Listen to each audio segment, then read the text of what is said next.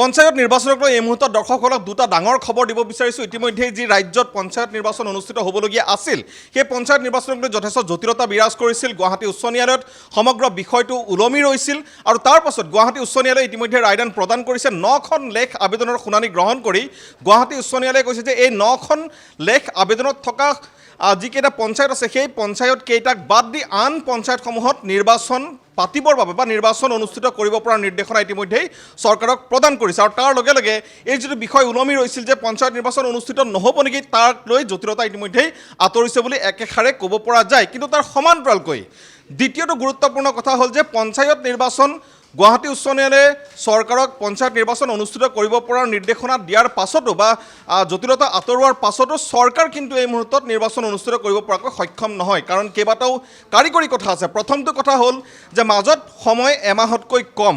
14 ফেব্ৰুৱাৰীৰ পৰা যিহেতু মেট্ৰিককে ধৰি উচ্চতৰ মাধ্যমিকৰ পৰীক্ষা অনুষ্ঠিত হোৱাৰ কথা আছে, গতিকে এই এটা মাহতকৈ কম থকা সময়ছোৱাৰ ভিতৰত চৰকাৰে পঞ্চায়ত নিৰ্বাচন অনুষ্ঠিত কৰিবলৈ কাৰিকৰীভাৱে সক্ষম নহয়। তাৰ বাবেই মুখ্যমন্ত্ৰী ডক্টৰ হিমন্ত বিশ্ব শৰ্মাই ইতিমধ্যে ঘোষণা কৰিছে যে মেট্ৰিক আৰু হায়াৰ ছেকেণ্ডেৰী পৰীক্ষা অনুষ্ঠিত হৈ যোৱাৰ পাছত, অৰ্থাৎ বহাগ বিহুৰ আগে পিছে ৰাজ্যত পঞ্চায়ত নিৰ্বাচন অনুষ্ঠিত হ'ব। মুখ্যমন্ত্ৰী ডক্টৰ হিমন্ত বিশ্ব শৰ্মাৰ বক্তব্য ইতিমধ্যে আমাৰ হাতত আছে, সেই বক্তব্যটো দৰ্শকসকলে আগবঢ়াব বিচাৰিছোঁ। পঞ্চায়ত নিৰ্বাচন অনুষ্ঠিত কৰিব পাৰি বুলি গুৱাহাটী উচ্চ ন্যায়ালয়ে এটা ৰায়দান কৰিছে। কিন্তু আজি 13 তাৰিখ 12 তাৰিখ, আজিৰ পৰা যদি এমাহৰ ভিতৰত আমি পঞ্চায়ত ইলেকশ্যন অনুষ্ঠিত কৰোঁ, সি মেট্ৰিক পৰীক্ষা আমাৰ 14 তাৰিখৰ পৰা হায়াৰ ছেকেণ্ডেৰী পৰীক্ষা অনুষ্ঠিত হ'ব। গতিকে আমি কাউণ্টিং হ'লেই নাপাম আৰু গোটেই গাঁওবিলাকত নিৰ্বাচনৰ পৰিৱেশ হৈ থাকিলে পঢ়া শুনা ল'ৰা ছোৱালীয়েতো পৰীক্ষা দিব নোৱাৰিব। গতিকে মই ভাবোঁ আমাৰ হাতৰ পৰা সময়টো পাৰ হৈ গ'ল। এতিয়া মেট্ৰিক আৰু হায়াৰ ছেকেণ্ডেৰী পৰীক্ষাৰ পিছত আমি পঞ্চায়ত ইলেকশ্যনৰ ব্যৱস্থা কৰিম। মই ভাবোঁ যে বিহুৰ আগে পিছে আমি পাতিব লাগিব, কাৰণ বৰ্তমান সময়ত ইলেকশ্যন পতাৰ পৰিৱেশটো নাথাকিব। আৰু আপোনালোক সকলোৱে জানে যে মেট্ৰিক আৰু হায়াৰ ছেকেণ্ডেৰী পৰীক্ষা খুব গুৰুত্বপূৰ্ণ পৰীক্ষা।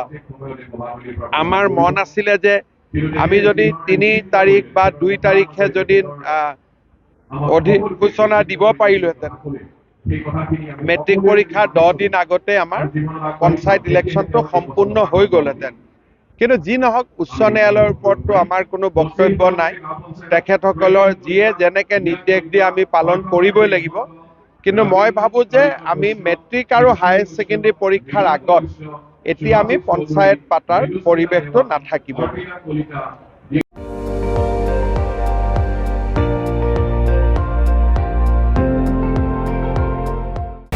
আপুনি চাই আছে ND24, সৰ্বশ্ৰেষ্ঠ নহয় সৰ্বোত্তমৰ দৌৰত।